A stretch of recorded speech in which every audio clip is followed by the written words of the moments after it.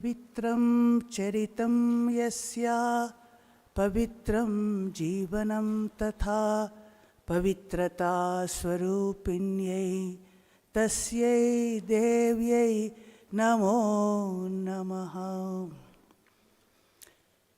I am very happy to be here today and address so many of our devotees from Telangana and also from different places. And though I often speak in Telugu because many of our Matajis have come from different places, today I shall speak in English. And the shloka which just I repeated, that's how Swami Abhedanandaji described Sri Sarada Devi. I bow down to Holy Mother, whose life and character are immensely pure and who is purity personified itself.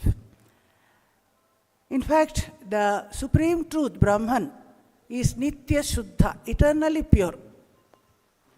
And when this Brahman takes human shape as avatara, also this trait is seen definitely in all the avatars we see.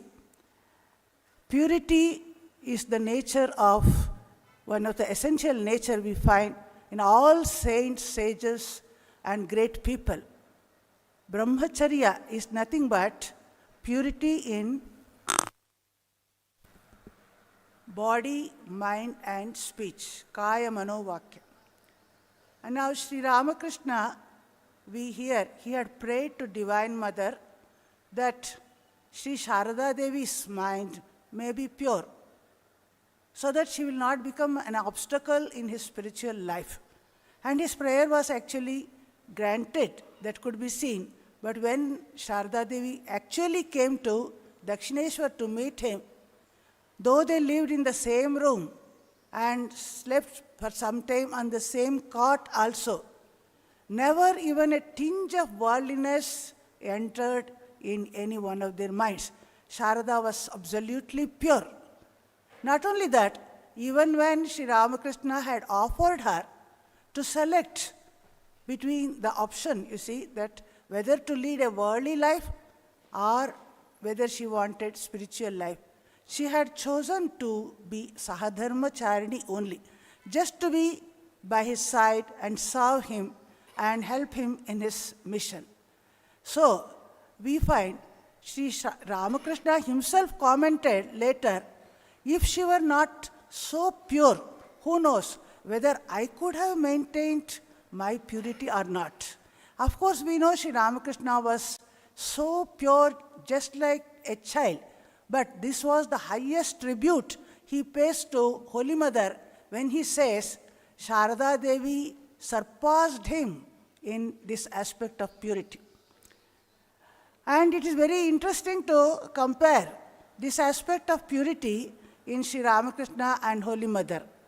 We know both are very pure, but the expression of purity is different in each of them. For example, in case of Sri Ramakrishna, he was so pure, he could not touch an impure person, he could not accept food from an impure person or any object from an impure person.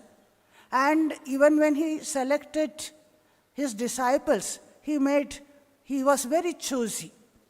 And when he came to Dakshineshwar first, we hear, he cooked himself for his own food.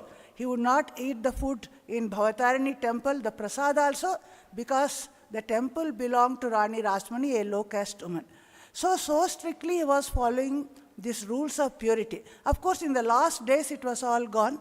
But in case of Holy Mother, from the outset we find she does not make any distinction between holy and unholy. She took all as her children, irrespective of caste, creed, religion, nation, or good, bad, whatever it was. And then she accepted also her disciples, whether they were pure or impure. She never thought of anything like that also. And to her, all were same. She never discriminated. She said, Sharat is as much my son as Amjad is. And when people came from distant places, the people belonging to different levels, she considered all as her children. You know how the direct disciples felt in her presence, what was their tribute paid to her. We hear when Swami Vivekananda wanted to go into her presence, he often sprinkled Ganges, Ganga water on himself, so that no impure thought may cross in his mind while in her presence. And Raja Maharaj, we hear, Swami Brahmananda, he was also so pure, but he could not stay for long in her presence. He would make his pranams and immediately move away. So much they were conscious of her purity and divinity like that. Once we hear Swami Brahmananda sent 3 devotees having a very bad past, immoral past, and for initiation from Holy Mother. Holy Mother could see from distance itself about their background. Then she commented softly, it seems, when a son is in a distant country, what nice things he would send as presentation to his mother, but my Raja has sent this trash to me. And when these devotees came, wept and wailed and begged for her initiation, at last she agrees and she says, after all, this body will fall one day or the other. Let these people be liberated. Let this body fall now itself. So when this incident was reported to Raja Maharaj and Premananda ji afterwards, they became stunned, it seems. They were stunned. And Premananda ji said, grace, grace. That poison which we could not have digested, we would have been burnt into ashes if we had consumed it. And Mother has digested everything and she accepted all and given liberation to them also. And all the direct disciples, so they were so conscious of this, of Mother's greatness and purity. But Holy Mother, her purity, it was not disturbed even when she was surrounded by worldly people also. But sometimes people misunderstood. Her own constant companion, Yoginma, thought, oh, Mother is a worldly person. All the time she is dealing with these worldly people, Radhu, she is so attached to them. And then she was disillusioned by Sri Ramakrishna, who showed her a vision where the dead body of an infant was floating on the Ganga. Showing that, Sri Ramakrishna asked Yoginma, do you think Ganga is polluted by that? No, Holy Mother also is like that. So this comparison of Ganga, river Ganga, to Holy Mother is very apt, we should say. We know lakhs and lakhs of people take bath in Ganga daily and they shed their impurity, become pure and go away. So Holy Mother is also like that. Not only she was pure herself, she could confer purity to others, whoever came in her contact. She accepted their sins and impurities herself, and she suffered many times while giving initiation, but that did not diminish her purity in any way. Just like Ganga, the purity doesn't become less, it increases always, even when impure people are there. But Holy Mother is also, we see, it is the same thing. Such people are called Tirthi Kurvanti Tirthani. They add to the purity of the Tirtha Kshetras or the rivers. And the other ordinary people, we want to become pure, we go there and get that purity. So that was the wonderful nature of Holy Mother. And once we hear an incident also, Nalini, one of her niece, she had touched something very dirty or very impure thing in a chilly winter evening, and she could not take bath in the Ganga and felt very sad about it. She was not entering the house.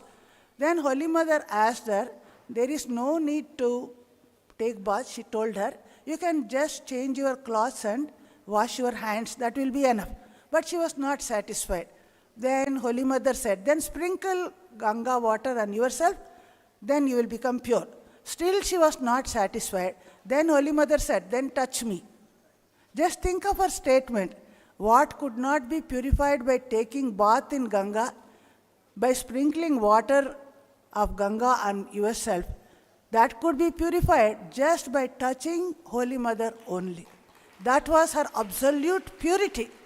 No, not even touch was necessary. Touch was also just seeing her photo, thinking about her, we become pure. There is another incident.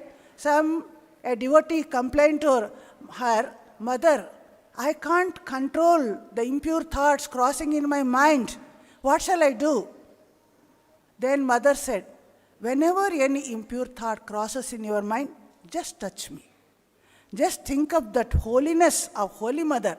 So we also, just by thinking about her also, we can become so pure. And this mother has that capacity of converting our wickedness into virtue. We read, Doshan asheshan sagunin karoshi. Whatever doshas or weaknesses or drawbacks we have, Mother is capable of transforming us and making us pure and good. And that is her great love for all of us. She tells us, if my child becomes dirty by playing in the mud, as a mother, is it not my duty to clean it up and take on my lap? That is my duty. That's what she felt. And she felt, oh, what if my body goes away? What if I become ill?